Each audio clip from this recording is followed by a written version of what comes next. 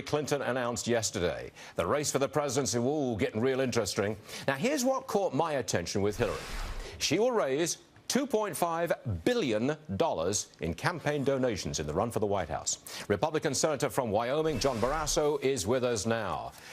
You know, that took my breath away. $2.5 billion. Does it seem like an awful lot of money to you, Senator?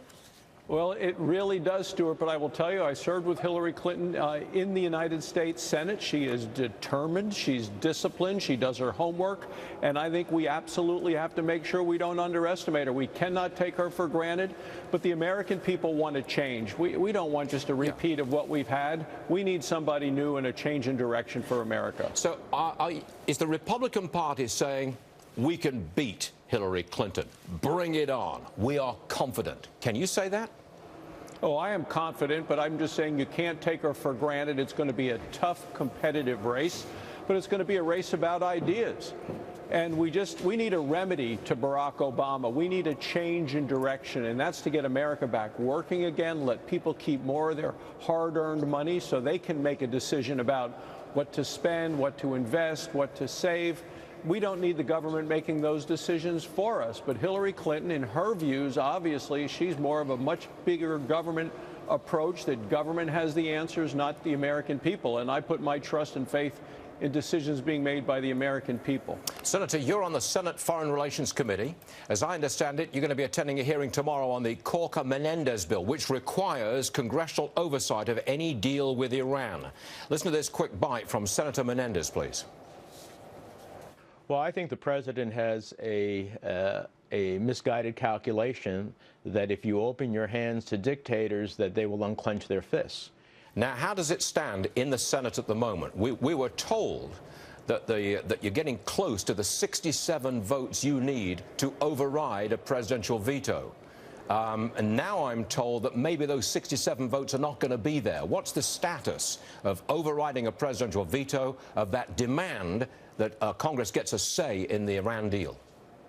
Yes, we are going to be voting tomorrow in the Foreign Relations Committee. There is bipartisan support to say to the president, bring this to Congress. Take this to the United States people before you take it to the United Nations. So we will pass that in the committee, right, and we will pass it in the Senate. The president has threatened a veto, and the question is, when it comes back to the Senate, will we have the 67 votes? We're continuing to work on that. Are you confident that you've got those 67 votes? Because that's vital. I mean, our viewers, I'll tell you what our viewers think. They demand a say in that Iran deal. They don't want it to go to the United Nations first. They don't want it to go over their heads. Can you assure the American people that we will get a say in that deal? We're still working to get all of the votes. The president is working very hard behind the scenes to try to strip off Democrats who have spoken up in favor of the Senate having a say. I'm continuing to work to get those Democrats back to voting with us on overriding a presidential veto. You would think, Stuart, that the president would want the Senate's validating, giving credibility to this deal. That's what you would want. You would think the president would ask the Senate to do that. It seems baffling to me that he doesn't want the American people to weigh in. Senator, it's not baffling to you. You know as well, I can see that smile on your face, Senator. You know that this is a giveaway to the mullahs, and the president doesn't want it to be seen that way. You know that, don't you?